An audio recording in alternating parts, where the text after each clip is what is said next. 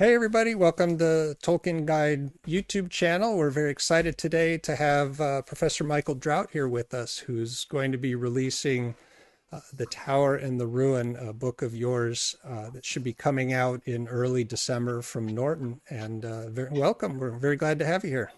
Thanks. I'm happy to be here. Thank you for inviting me. Yeah, so I've had a chance to read the book. I'm very excited for everybody to get this book when it comes out. It feels very scholarly but very personal at the same time. It's a very good combination of the two. Sometimes I get a little nervous not being an academic myself at reading some dense scholarly deep analysis, which I get through and I enjoy, but it's not my forte. And this one really was easy to read but had a lot of depth and a lot of insights that I was very happy to come across. But before we dive in too deep, I just wanted to give you the stage and say, welcome and tell us a little bit about this book. So this is a book that in some ways I started a really long time ago, and in other ways I started from scratch in like the fall of 23. So I used to tell people like, well, when are you going to do a Tolkien book? I'm like, oh, it's 80% finished, and it was 80% finished for 8 years, and I did lots of other stuff, and I couldn't quite. I wasn't happy with it. I've done two Tolkien, well, one full Tolkien related audio course and another one that was like fantasy, but mostly Tolkien. But that wasn't translating to the book. And then I it just kind of clicked that, oh, I need a totally different organization. And then the whole thing came out. I ended up not using like hardly using any of the that 80% that I'd written, because it just ended up being easier to write something new than trying to twist and repurpose and move that stuff in. And it was sort of, I was teaching my Tolkien course for, I don't know, like the probably the 15th or 16th time. I teach it every other year. And I was just trying to think through, as I was teaching it, what are the things that kind of come out in discussion, or that do students ask that I can answer? And then at the same time, what really clicked was just like how weird there's so many weird things about the sort of the phenomenon of reading Tolkien's work that we just take for granted. Like, we just take for granted that people reread it many times. Hmm. That is not normal. Like, It's you can't like put, oh yeah, I read The Sound and the Fury, every year on my dad's birthday or something. Like, nobody does that, and we take that for granted. And we take for granted that, like, I have students when they have a new baby, they'll send me a picture of them holding the baby and holding a copy of like the Fellowship of the Ring or The Hobbit, and saying, "Well, it's a little early yet, but I can't wait to read it to her." You And gotta give them while again, they're young. I mean, yes, absolutely, but that's weird, right? Yeah. Like, I mean, and there's so many things like that, and finally, just kind of what came to us, what we who love Tolkien treat the book like having an experience rather than just like another book that I pick up, occasionally. Like, the reading of it feels like this experience, and it's a little bit different every time because it's what you're doing in the book. And so I set out like, I'm going to explain that. I can't mhm. prove, like, no one could prove that, it really is like having experience, because that's just each person's thing. But since there's enough people who feel that way, I'm like, can I explain how that happened? And from a couple, so one angle is, how did Tolkien end up creating this thing? How does it work on us? And then sort of like, what does that do to the meaning of the Lord of the Rings, whatever that is? And so that's what I tried to put together in the book. Yeah, And yeah, go ahead. no, it impacted me quite a bit just in the sense that, I'm one of those reread it fairly often, and The Lord of the Rings is my personal favorite of Tolkien's fictional works, and it really hits me, and it hasn't been easy when other people ask me like why. And reading through your book, I'm like, oh, I I recognize this. I didn't notice it. I didn't notice the threads and the tapestries and the origins that you've put into the different sections of this book. But reading through it, it's like, oh yeah, I felt that pattern. I felt that repetition. I felt that. So it was really nice to see your insight of pulling together, a lot of these underlying reasons that were subconscious for me, just as someone who really enjoyed it but couldn't necessarily put it into words to pull that all together. And it's not just the Lord of the Rings that you went through. I mean, you spent significant time on The Hobbit, The Silmarillion, and the early great works, and Kullervo, and other pieces to really, weave them all together into the thesis of this book.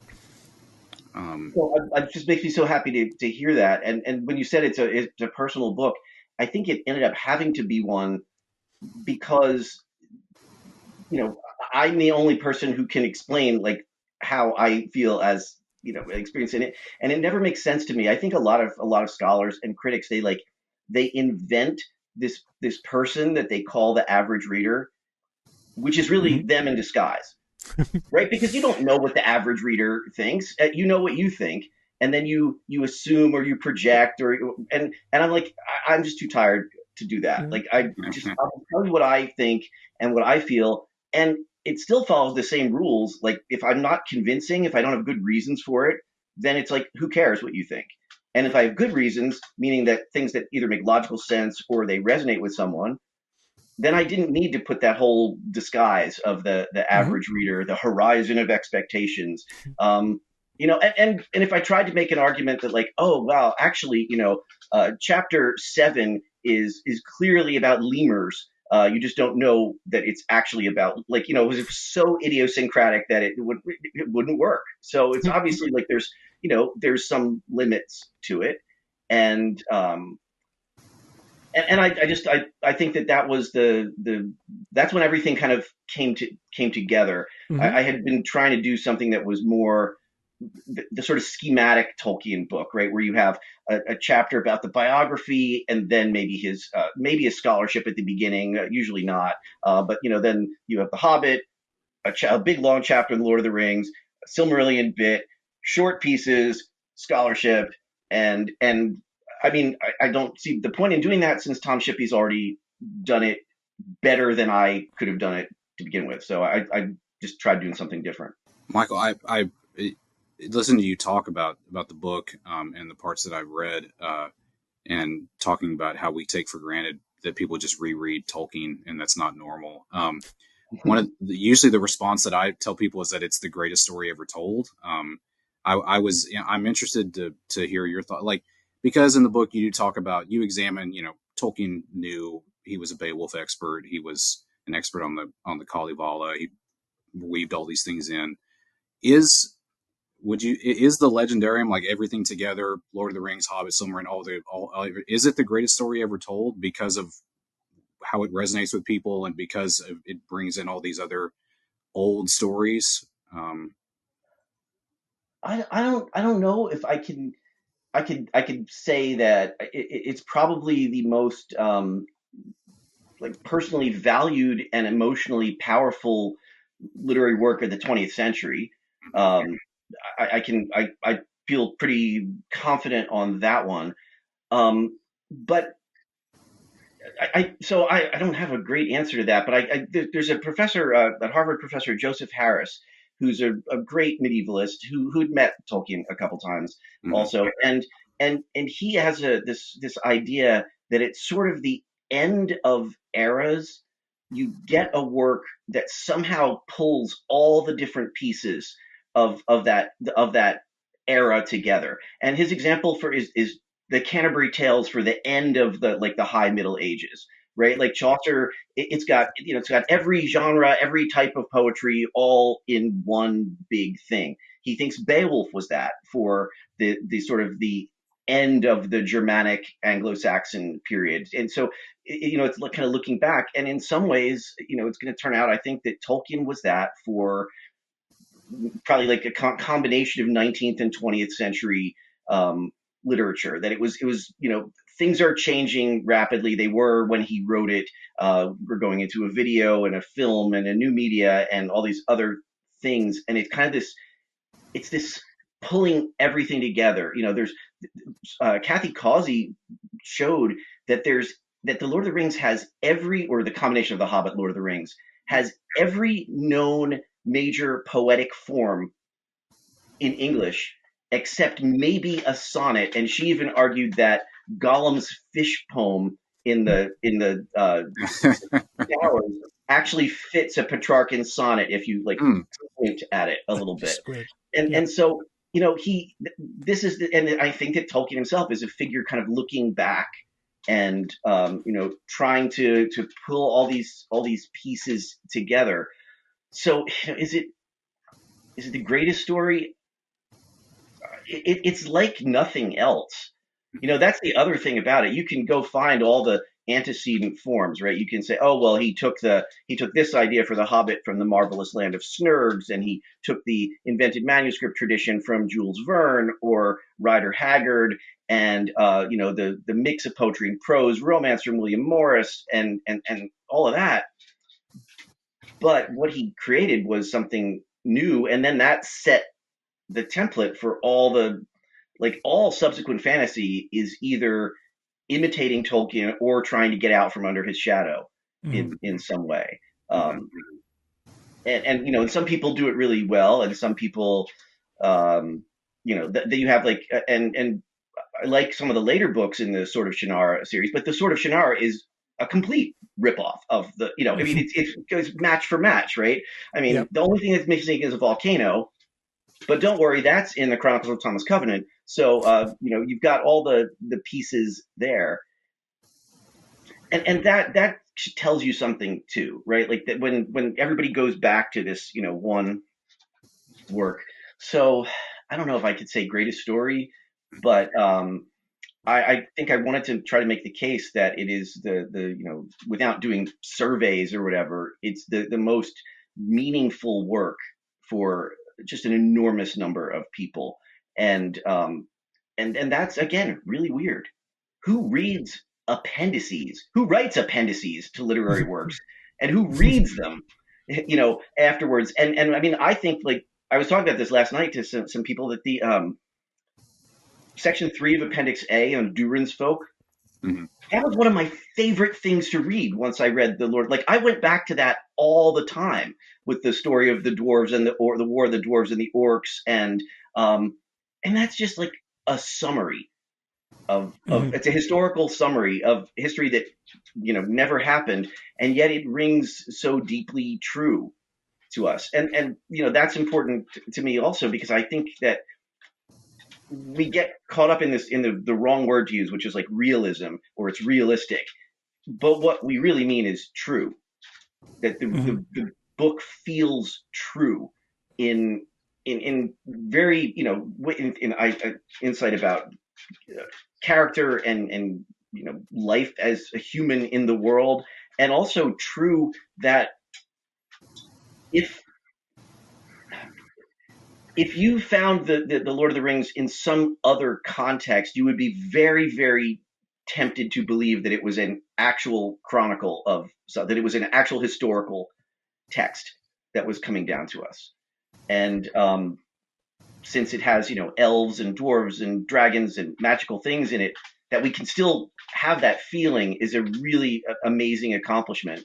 That I don't think that when he started, Tolkien had any idea that that's what would happen. Yeah, structurally and emotionally, it resonates with. I mean, with you, obviously, you capture that in this book. With me, when I was reading it, I was like, oh yeah, that I didn't realize, but I felt that too, and it's an amazing accomplishment for him. But other works of Tolkien, I think, resonated with you specifically. There's a lot of personal history and story and events that you really tied together well in here. You mentioned in the book reading a particular part of the Silmarillion when large events were going on in your life, and you still feel that when you go back and you read it later, and reading The Hobbit to your children and having those memories again when you're thinking of your children, or Mm-hmm. when later events happen. So it's whether it's the greatest for the world I think it will be surpassed someday. There's more works being written, etc. But for the three of us here, and for a lot of people who watch our channel, and for people who reread the Lord of the Rings, I feel what you're saying, Chad, about this is great, and It's just an easy answer to tell people. it is. But and they always ask why, and I feel, I don't know if blessed is the right word, but I feel like I have a better answer now, having read this book. It just, I do too. I don't have your teaching and learning and your history, Professor Drout, and your ability to pull this together. One of the funny things I noticed in it, and I don't know if this was intentional, I'm guessing it was, but you had a section where you were talking about the epic versus the bourgeois, and in how Tolkien was using that and how it played in the books. And as I was reading that, I was chuckling to myself about your book, where there's these deep, technically phrased scholarly parts of the book where it's going into, the nomenclature of what Tolkien pulled together. And then there's footnotes about your pet unicorn and all these lighthearted things and your personal stories that you're pulling together. And it worked to make this a very enjoyable read as a book. I wish I could say I thought of it like in that in that pattern. I didn't. That just is sort of. I mean, that's how I teach and talk about it. And I had one of my now retired colleagues at Wheaton. We used to joke to each other because every once in a while, other colleagues will say a little, not like a little, especially to him because he was like super more successful than anyone else in the department for a really long time. Like, and he would hear these little things, oh, he's glib and superficial. And at one time I was like, you got to do a whole lot of deep thinking in order to be glib and superficial. And I always remembered that it's like that when you can make a joke about something, that means you understood it. Mhm. And students especially will get something that comes in the form of a joke because it has to be abstracted out of the matrix. And so that's why I was, I didn't hold back on any of that, which was a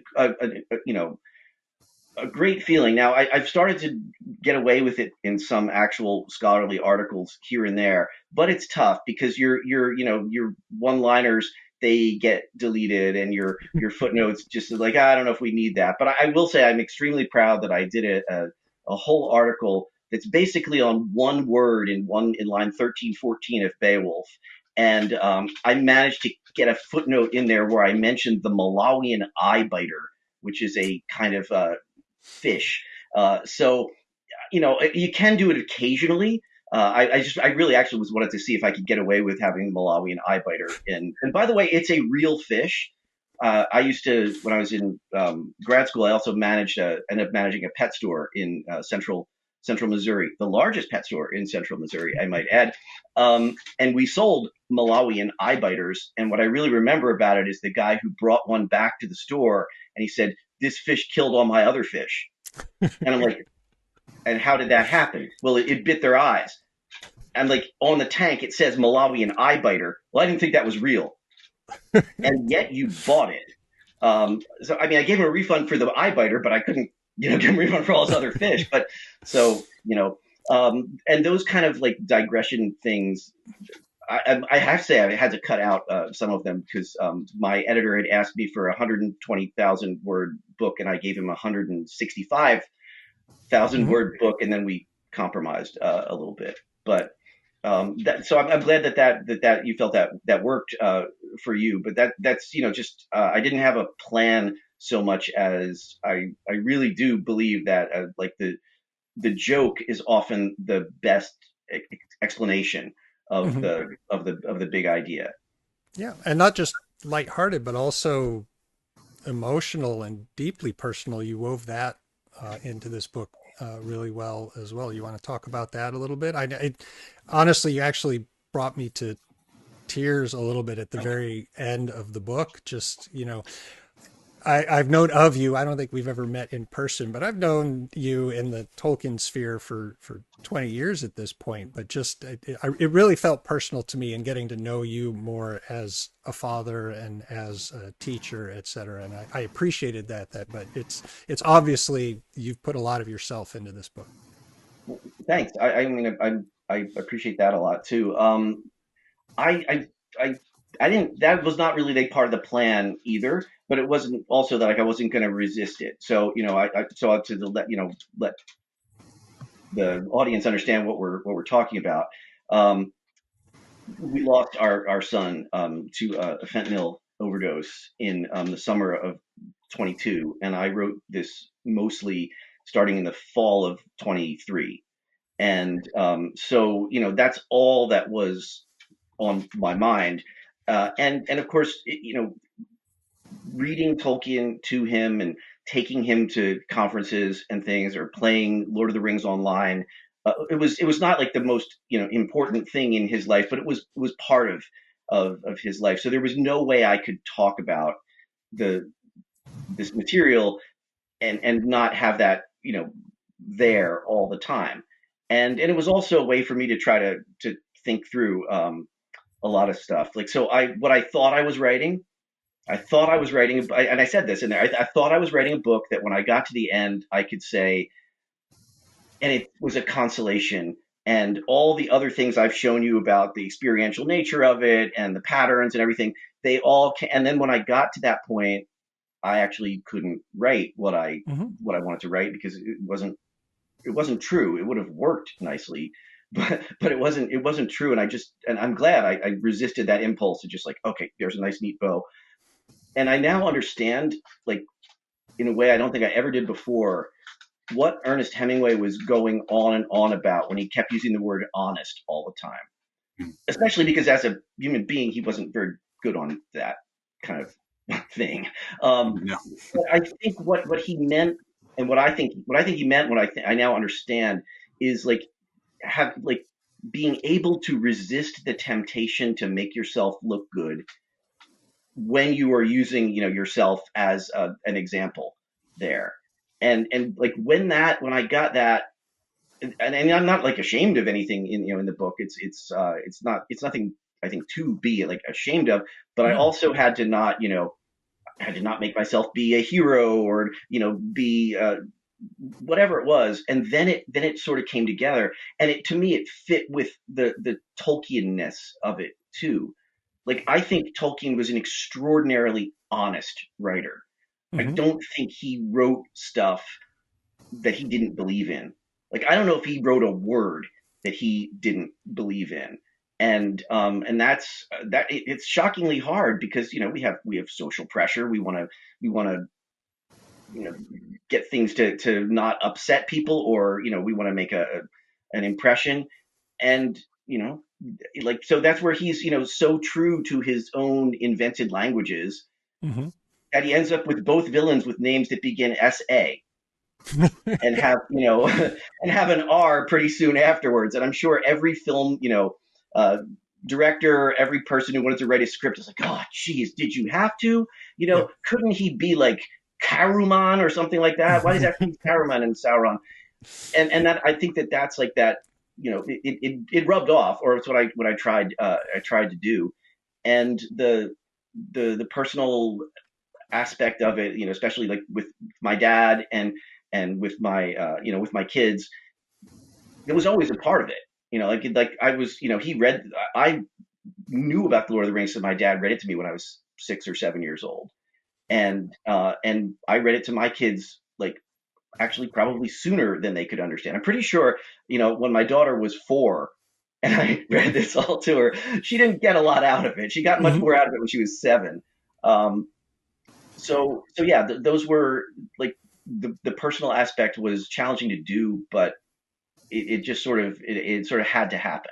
One of the things that I appreciate, Michael, about the book is like what you were just talking about, how you did go to a very personal place, and you talked about how Tolkien resonated with you, and the book is it's part an academic work, it feels like it's part of memoir as well. Uh, this isn't your last Tolkien book, is it? I feel kind of like so the metaphor that I use to try to explain writing stuff to my long suffering wife, who is an engineer, um, is that like you have to both spin the silk and weave it into something, and I feel like I'm out of silk right now, but that won't be that it won't be that permanent. I have things I want to write about. I mean, one of the things I'm most interested in was that there was a chapter that I had to take out of the book for both length and because it just ended up not working. And my editor was absolutely right, though it broke my heart to take it out at first, which is the desire that so many of us have to go to Middle Earth, to create things from Middle Earth, to try to create Middle Earth in some way. And the really, again, what's the really weirdest thing about that? Where does everybody want to go? The Shire. Mhm. That's just rural England in 1897. You know, you have Lothlorien and the trees, and you have the Minas Tirith, or Dal Amroth, or Osgiliath, or so many. And it's like, yeah, well, I really want to go to the Shire though. And the New Zealand tours, they show you all the places, and then you spent the most time apparently, at the Shire. Uh-huh. Mhm. If I could get the rights to this, but I think you get rich creating Shire-looking retirement communities. Mhm. Yep. Everything looks like the Shire, Sounds lucrative. and then the back of it will have the ambulance tracks and the wide enough doors for all that. But I want to explore that more, and It's especially I think I want to do it like interviewing the people who make things, whether there's costumes or artifacts or fan fiction. I've been a consultant for Lord of the Rings Online for like Mhm. 17 years now, and knowing those people within the constraints of it needs to be a video game that people want to play, Mhm. they have done an incredible job of just like building Middle Earth so you can sort of experience it there. So I want to learn more about that. So That'd be cool. it, Yeah. it probably won't be my last Tolkien book, but it'll be. I need to build up some more silk before I can weave anything so, else. so Yeah. Michael, you say you say everybody wants to come to Middle Earth, right? And everybody wants, specifically everyone wants to go to the Shire. You're one of the one of the foremost Tolkien experts in the world. You've been a Tolkien scholar for many years. I'm curious to know, do you think that there's too much Tolkien scholarship in today's day and age? Is it over? Is it just, is there too much? Is there not enough? Is the market oversaturated with Tolkien scholarship? Because feels like it's very trendy to be in Tolkien scholarship these days. What's so funny about that? And seriously, this is like how things change. So when I was going on the job market in 19, it was December of '96, and I did like a couple practice interviews with my dissertation director and some other faculty at Loyola, and they kept saying, "You want to tone down the Tolkien stuff. You Uh-huh. need to make sure that they see you as a serious scholar. It's a nice extra little thing." And this, by the way, was when I had permission from the estate to, quote the Beowulf and the Critics material so I was quoting unpublished Tolkien material in my dissertation, and all my committees like, just bring it down, bring it down. Then, like about 10 years after that, I was the outside reader for a dissertation a committee, a really good dissertation on like Victorian children's writers and Tolkien. So it was like Charles Williams and the Water Babies, and White Smith and the Marvelous Land of Snurgs, and these things. And I'm looking over this guy's CV form, and he's an Anglo-Saxonist. All his publications, all the conferences he went to, everything he's interested in is like hardcore philological stuff, but his dissertation is on Tolkien and fantasy. So after he passed, I we go out for beers afterwards. I'm like, "What is the deal? What are you doing?" And he's like, "I want to get a job." So it had gone 180 degrees, right? Like, so that Mhm. now, if you want to be a medievalist, you sort of have to be a Tolkienist. The problem, there's a couple problems with that, and with Tolkien scholarship, and even more with like the number of people who label themselves as Tolkien scholar. Um, for, it's just, so what you sort of have, that goes on is that there's people who are doing it for, for not reasons of wanting to find out stuff about Tolkien, but for other things. And that scholarship just is never good. It's never, you never read it and be like, oh wow, this is excellent.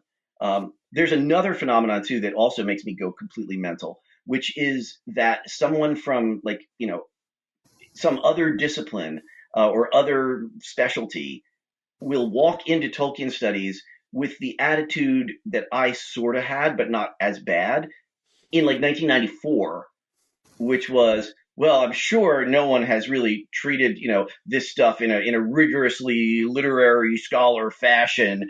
So I'm going to straighten this all out, and then of course you discover, no.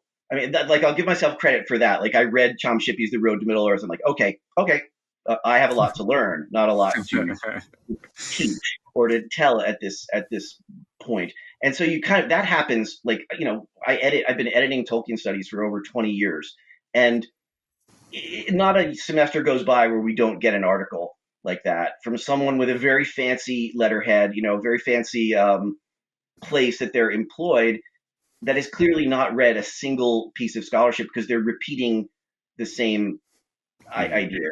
So that's frustrating. But as for, like, so I mean, we just got, Tolkien Studies Volume 21. Like, the my first copy arrived like 3 days ago, Yeah, I got it right and there. okay, so they are shipping. That's good. Yes, they are.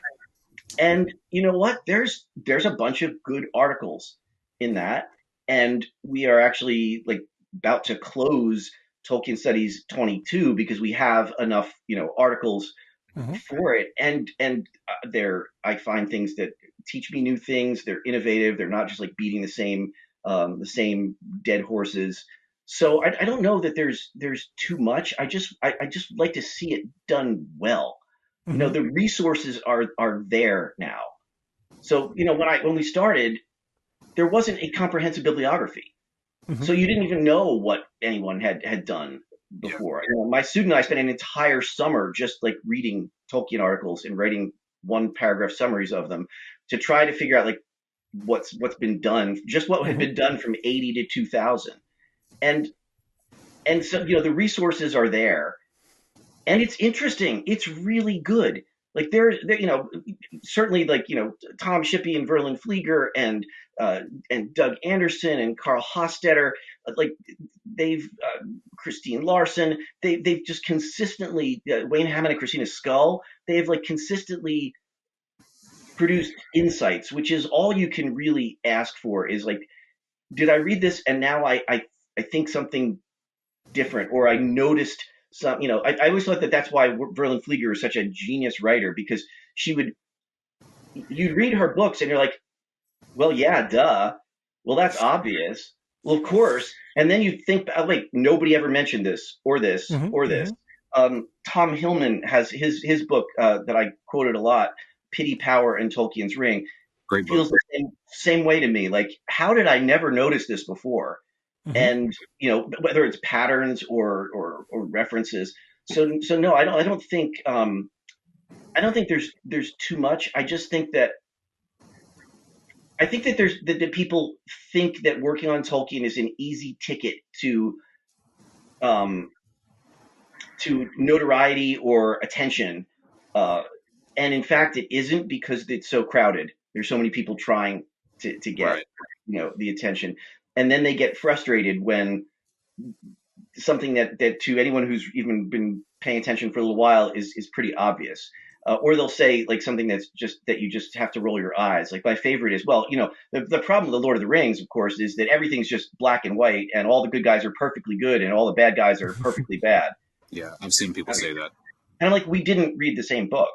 No. Um, like, sure, that's right. Well, except for, Boromir, Denethor, Saruman, even Wormtongue, Hmm. Galadriel. Like, no, they're not. They're not. They're actually pretty complex. But you have to you have to learn to read it, which all Tolkien readers do. So that's what drives me crazy. Like, you say, well, there's a special way of reading it. Yeah, it's paying attention, and it's understanding like the way that Tolkien presents. Like, he doesn't give you a huge amount of the interior thoughts of the characters all the time, but you can tell by what they say and how they act and what is the backstory there. Sometimes it's pretty opaque, and that's okay too. Like, because for example, the Galadriel's hair gift to well, Gimli says, "Could I have a strand of your hair?" And it was only well after the fact that Tolkien retconned the idea that Fëanor had once asked Galadriel for a piece of her hair, and she turned him down. And so when Gimli said that, all the elves were like, "Oh!" I mean, you know, but it shows how Galadriel had changed it. Now that's awesome, and I love it. But he didn't have that, in mind. He did it in reverse there. And there's lots of little Mm-hmm. things that way. One of the things that I wish I can't believe I didn't notice it, and Tom Hillman did in that book, is that when Sam thinks Frodo is dead, right? First thing, and Sam thinks of like killing himself. It's done subtly, but it says, he thought of the sword, or he thought of leaping off a precipice. Well, that's how Turin and Nienor died. The two, like the famous, suicides of the First Age and the disastrous story. And I do not believe that's an accident. I just can't believe I didn't notice it for all those years. And then Tom Hillman, like, oh, of course. I don't believe I quit believing anything in Tolkien was an accident a long time ago. Like I don't think Yeah, anything in Tolkien's an accident. yeah. You keep, the more you look at the drafts in the the History of Middle Earth Yeah, volumes, and the more you pay attention to things in the letters, like, he really finished writing the story by 49, and it doesn't get published until 54. So there's at least like 3 years in there of the subtle tweaks and the rewrites as he's typing it up, and Mm-hmm. the development of the appendices. And also, remember, he was at that time, at least for 49 through 51, he's trying to knock the Silmarillion into shape because he thinks he can sell right. both of them together to Collins. So I think that there's very little that's chance Yeah. uh, in the Lord of the Rings. There's one more thing I wanted to ask you. Uh, what's your favorite Tolkien story? Are you a Lord of the Rings guy? Are you a Silmarillion guy? Are you a I, Children of Hurin guy? I want to be despairing of all life. Yes, yes. um, Is it hard? I Is it too hard to choose? No, I mean, I think the Silmarillion is always like super. It's special to me because how I talked about it in the book. Like, I got it. Yeah. It was under the Christmas tree when I was 9 years old. That turned out to be the blizzard of '78 winter. It also turned out to be when my parents um, got divorced, and so like it just took on it. I think it fulfilled the role for me that like Bible stories, like filled for it, so as like, not believing in the actual truth of the Silmarillion in any way, and not disparaging and saying that the Bible stories aren't true or not, just that the kind of, these are the archetypes, these are, like a mythology there, it was hard not to believe in Angband and Morgoth when we were snowed in for 10 straight days and everyone's starting to go crazy. It was hard not to personally think of these things. And I remember in college, like in creative writing class, sometimes I would put in a reference, like something like, I did a very one of the things that I was writing a story about. I used to work on Ocean Grove Beach in New Jersey as an umbrella boy, putting out umbrellas and chairs for people. And I went down, and there was like a little metal shack on the beach, and I went and stood on the roof of it during a thunderstorm one time, which was incredibly stupid, but it was beautiful. And I was a teenager, and I was like, "This is so awesome." And I wrote this up in a story, and I said like Sauron in the Temple of Armenelos, and like big red line right through this. Nobody knows what that is. So so the Silmarillion, yes, but especially in more recent years, I think it is the Lord of the Rings. In the end, like that's the one. If I had to pick, I just think it means so much, and it connects in so many ways. And I think I mean, and I say this as for whatever limited authority an English professor has anymore. I think it's a great work of literary art. I really do think it's a in addition to being emotionally powerful and all those things, I think it's an amazing achievement. Um, and in many ways, just maybe the Silmarillion could have been that, but he wasn't able to finish it. And I think Yeah. that the Lord of the Rings, to do that in the modern novel format, to have all those resonances and have it, just I really do. I think it's one of the great achievements of 20th century literature. Mhm. And I'm old enough that I don't care if people in my field don't like that, or I'll defend it.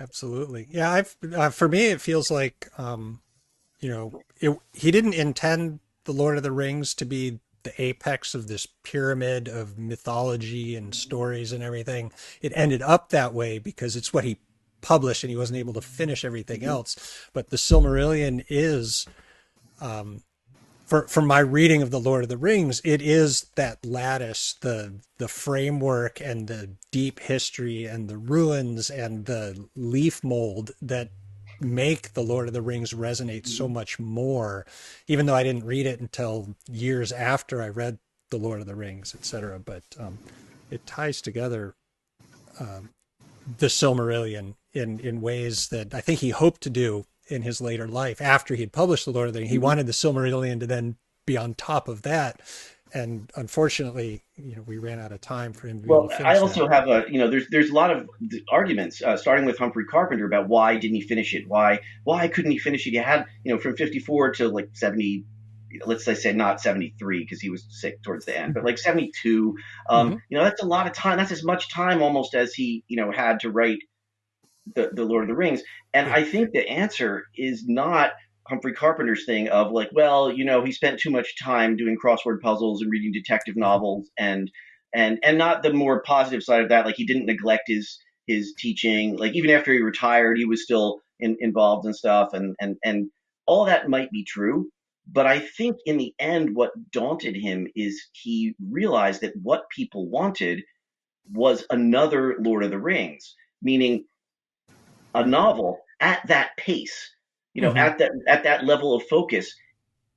And he looked at the Silmarillion material and realized that he'd have to write like, I don't know, 30 volumes to tell the Silmarillion stories at the Yeah. same way he told the Lord of the Rings stories. Mm-hmm. And he, and also, who could possibly have guessed that people would want to read the Silmarillion in the form that it's in? It's like nothing, nothing. I mean, it's like the Lord of Mm-hmm. the Rings is its own thing. The Silmarillion is really like nothing else that you can find. That's why people give these terrible analogies, like, oh, it's like the King James Bible in Elvish.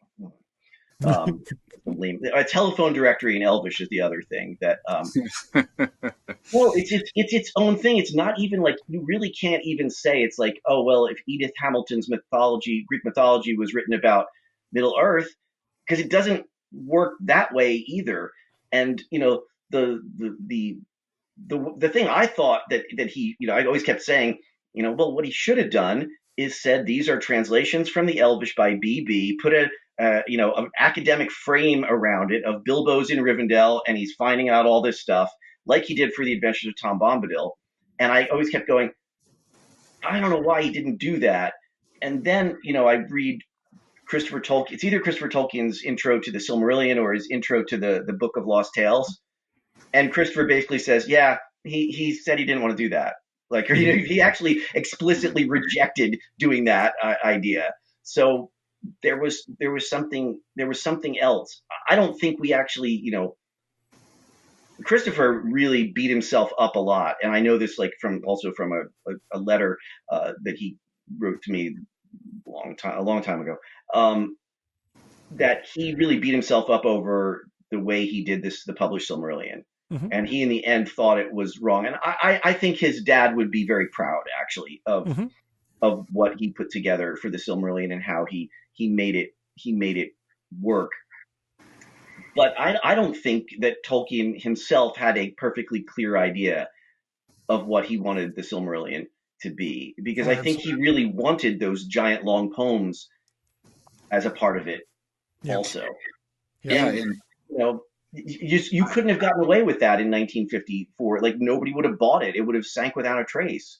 You had to have the success of the Lord of the Rings before you could spread the Silmarillion. And I want to say I heard Christopher say somewhere, somewhere I heard him say this, that Tolkien he got kind of bogged down in like the metaphysical aspects, which is, I mean, you have all that in Nature of Middle Earth. I mean, so Tolkien spent a lot of time. Yes. Yeah. Mm-hmm. Exactly. Yes, absolutely. Yes. Well, and I have an answer to that, though. It's not, so my one of my students called it, after he'd taken like 4 classes with me and I'd beaten on this dead horse for all 4 classes. He started calling it just the Drout conjecture. But the Drout conjecture is that it's impossible to create a fully logically consistent, self-contained magic or science system that violates basic rules of Newtonian physics and causality. Mm-hmm. And I think it's impossible, but it's a conjecture, because as soon as someone does it once, then of course that will be wrong. But I've never found science fiction or fantasy that the system is completely logical and self-contained. So I think he was trying to do something that's impossible. I agree. Yep. He wanted, and as soon as you have action at a distance, or you run into contradictions for causality, if you have knowing the future, or prophecy that actually works. Right. Mm-hmm. You end up with contradictions, and the best way is just to kind of wave your hands a lot and go with it. I love Ursula Le Guin's Earthseed books, but mm-hmm. the more she tries to explain the magic system in like the intro to Tales from Earthsea, the worse it gets. Mm-hmm. Rather than in the beginning of the book, the first book I totally just accepted. Of course, it's how it works. You know the true name, then you can do things. Then she starts to work out the details, like that's not possible. Why do people have true names that are also the names of like animals or plants? How does that work? What if you do a summoning spell? Which one do you get? And then it's all just So I think that's he got himself into and Shippey says this, so I think it's right. Like, on the one hand, he's wildly creative. On the other, he was a systematizer. He was someone who wanted to make everything fit. And he refused to do that kind of godlike hand of reach in and just like, oh man, there's not enough time for them to get from A to B. There is now that I just changed the shape of the world. Like George R.R. Martin, I'm talking, oh, that winter was 7 months, because otherwise the whole thing doesn't sync up. Yeah. And I think that once there were parts of it that were actually like published, and as he felt like set firm, it spawned so many difficulties and contradictions, and mm-hmm. And it just he couldn't do it. I hope he didn't go to his grave feeling like that he had somehow failed, because he succeeded. I would say to him what Aragorn said to Boromir: no, few have had such a victory. So. Absolutely. I 100% agree. Well, I think we could talk for hours with you. I'd love to have you on the channel again. This was awesome. I just want to remind our viewers, The Tower and the Ruin comes out in December, just a few weeks off, or just came out if you're watching this after the fact. And apparently, if you ordered it from Barnes & Noble, it already is showing up, even though the official release date isn't until December 2nd, and I don't have my copies of it. Like, this copy here is that, as a former student, her sister wanted to get her a copy of it for Christmas, and I told her, order it and send it to my house. I'll sign it and send it to your sister. So that's her copy, but I don't have one yet. Um, Okay, so, okay. and the other thing is that I did the narration for the audiobook, and that's supposed to Awesome. be released at the same time. So for those Excellent. people who would rather listen, then All right. they'll have that. Yeah, we'll drop links to those into the Yeah, show definitely. notes for this. Thank you so much for coming on. We really appreciate you being here with us, and My hopefully pleasure. I we'll hope I hope you'll have me back sometime. We definitely will. definitely. Yeah. Thanks so much, Michael. Awesome. Take care. Bye.